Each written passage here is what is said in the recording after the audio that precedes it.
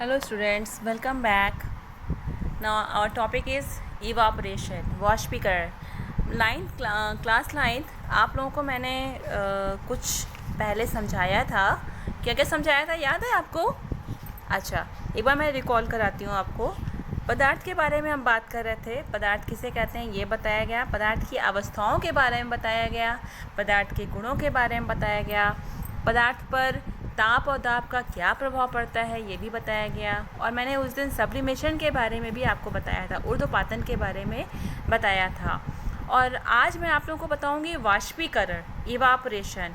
Evaporation क्या होता है, इवापोरेशन को प्रभावित करने वाले कौन कौन से कारक होते हैं, और इवापोरेशन के कारण शीतलता कैसे आती है. How does evaporation causes cooling. तो बच्चों रेडी हो आप लोग समझने के लिए? Now get ready class. चलिए वाष्पीकरण के बारे में हम आपको बताते हैं. वाष्पीकरण क्या होता है. पहले तो आप ये समझो वाष्पीकरण का मतलब क्या होता है, जिसे हम इंग्लिश में कहते हैं इवापोरेशन. बच्चों आप ये ध्यान दो, कभी जैसे आप घर में हो, घर में आंगन में पानी गिरा हुआ है तो धीरे धीरे करके पानी अपने आप सूख जाता है, ठीक.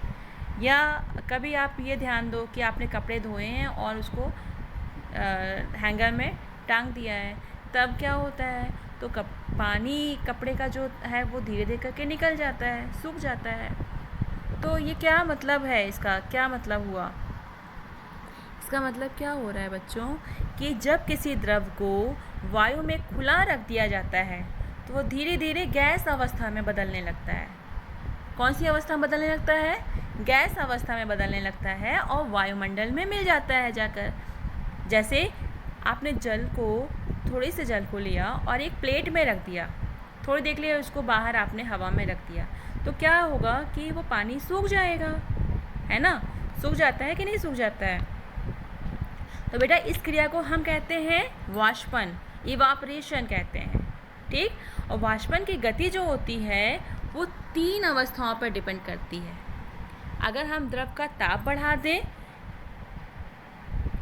ठीक, या तो हम द्रव का ताप बढ़ा दें. दूसरा, द्रव का जो क्षेत्रफल है, जो सतही क्षेत्रफल जहाँ पे द्रव को रखा गया है वो क्षेत्रफल हम बढ़ा दें. तीसरा, या फिर हम वायु के प्रवाह को तेज कर दें, यानी कि वायु की गति को हम तेज कर दें.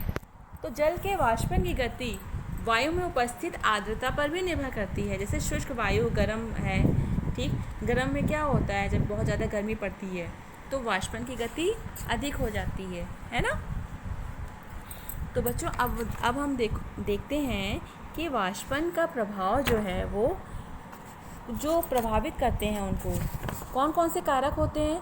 देखिए मैंने एक पहले बताया कि अगर उसका क्षेत्रफल आप बढ़ा दीजिए, जिस पर वो रखा गया सतही पृष्ठ के क्षेत्रफल बढ़ा दीजिए, तो बढ़ाने पर क्या होगा, बढ़ाने पर क्या होगा, वाष्पीकरण की दर भी बढ़ जाएगी, तेज़ी से वाष्पन होने लगेगा. जैसे कपड़े सुखाते हैं हम कपड़े सुखाने के लिए उसको फैला देते हैं, तो पृष्ठीय क्षेत्रफल बढ़ने से पलायन करने वाले द्रव के अणुओं की संख्या में भी वृद्धि हो जाती है. यानी जब पृष्ठीय क्षेत्रफल बढ़ा तो उसके अंदर से जो द्रव वाष्प अवस्था में बदलेंगे तो वो क्या होंगे, वो तेज़ी से होंगे, ठीक है, उनकी संख्या बढ़ जाएगी.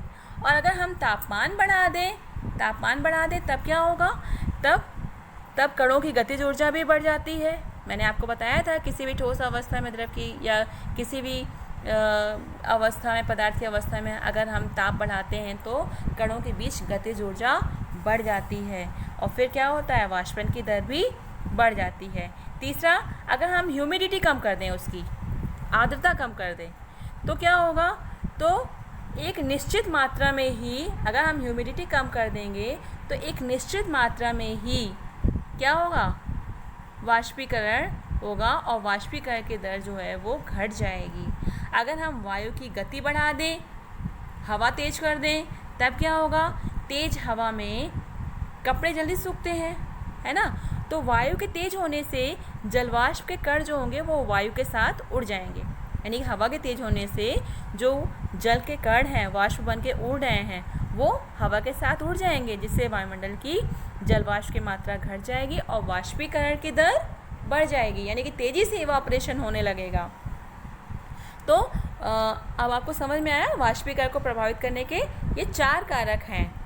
पहला, पृष्ठीय क्षेत्रफल बढ़ाने पर, दूसरा तापमान में वृद्धि करने पर, तीसरा ह्यूमिडिटी में कमी करने पर, और चौथा वायु की गति में वृद्धि करने पर। समझ में आया? अगर हम पृष्ठीय क्षेत्रफल बढ़ाते हैं तब क्या होता है, तब वाष्पीकरण की दर बढ़ती है, और तापमान बढ़ाते हैं तब क्या होगा, तब भी वाष्पीकरण की दर बढ़ेगी, और ह्यूमिडिटी कम करते हैं तब वाष्पीकरण की दर घट जाती है, और वायु की गति अगर हम तेज कर देते हैं तो वाष्पीकरण की दर बढ़ जाती है। तो बच्चों, आज आपने ये देख लिया वाष्पीकरण को प्रभावित करने वाले कौन कौन से कारक हैं।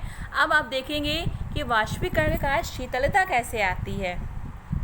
बच्चों देखो, वाष्पीकरण के कारण शीतलता उत्पन्न होती है, ये तो आपको पता ही है ना। जब पानी भाप बनकर उड़ जाता है तो वहाँ पर क्या होता है, ठंडा ठंडा सा महसूस होता है ना। जैसे ये है आपका पहला वाष्पीकरण। वाष्पीकरण के कारण शीतलता उत्पन्न होती है।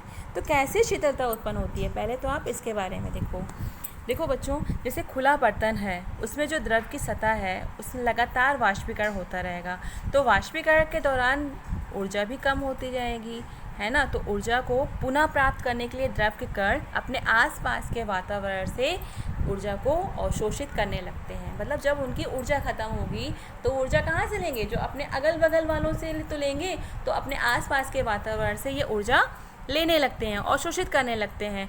तो जब आसपास के वातावरण से ऊर्जा को अवशोषित कर लेंगे तो भैया आसपास जो होगा वो क्या हो जाएगा, ठंडा ठंडा महसूस होने लगेगा।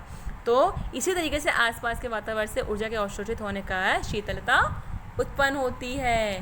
ठीक, अच्छा, जैसे एसीटोन है या पेट्रोल है या स्प्रिट है, ठीक है, इनमें से किसी को भी आप अपनी हथेली पर रखिए तो क्या होगा, आपको हाथ अपना कैसा लगेगा, थोड़ा ठंडा ठंडा लगता है कि नहीं, आभास होता है ना शीतलता का। इसी प्रकार अगर आप तेज़ धूप में खड़े हो जाइए, गर्मी के दिनों में अपनी छत पर थोड़ा सा जल छिड़क के आ जाइए, तब देखिए तब क्या होता है, तब जल के वाष्पीकरण द्वारा जो गुप्त ऊष्मा रहती है वो क्या सतह को शीतल बनाएगी कि नहीं बनाएगी। चलिए ये आप सोचिएगा, ये आप पर छोड़ते हैं। अब देखिए दूसरा क्या होता है कि गर्मियों में हमें सूती कपड़े पहनने चाहिए। क्यों बच्चों, गर्मियों में सूती कपड़े पहनने चाहिए ना। हाँ, क्यों पहनना चाहिए, क्योंकि पसीने का, देखिए गर्मी में हम पहनते क्यों हैं, इसलिए कि हमें ठंडक महसूस हो, शीतलता आती है। अगर उसी जगह पर हम नायलॉन के कपड़े पहन लें या फिर हम वूलन कपड़े पहन लें तब हमें और गर्मी लगेगी नहीं लगेगी। तो क्यों, इसीलिए तो हम गर्मियों में कैसे पहनते हैं, सूती कपड़े पहनते हैं। सूती कपड़े क्यों पहनते हैं, क्योंकि जो पसीने के जल का जो वाष्पीकरण होता है उसके दौरान द्रव की सतह के कण हमारे आसपास या हमारे शरीर से जो ऊर्जा प्राप्त करके किस में बदल जाते हैं, वाष्प में बदल जाते हैं। तो वाष्पीकरण की गुप्त ऊष्मा के बराबर जो ऊष्मीय ऊर्जा है वो हमारे शरीर से अवशोषित हो जाती है, यानी कि हमारे शरीर से जो ऊष्मीय ऊर्जा है वो खींच ले जाता है वो। तो जिससे क्या होगा, हमारा शरीर ठंडा हो जाएगा, शीतल हो जाएगा, क्योंकि सूती कपड़ों में जल का अवशोषण अधिक होता है, इसलिए हमारा पसीना इसमें अवशोषित होकर वायुमंडल में सरलता से यानी कि आसानी से वाष्पीकृत हो जाता है। और बच्चों तीसरा क्या है, बर्फीले जल से भरे ग्लास की बारिश सतह पर जल की बूंदें क्यों नज़र आती हैं।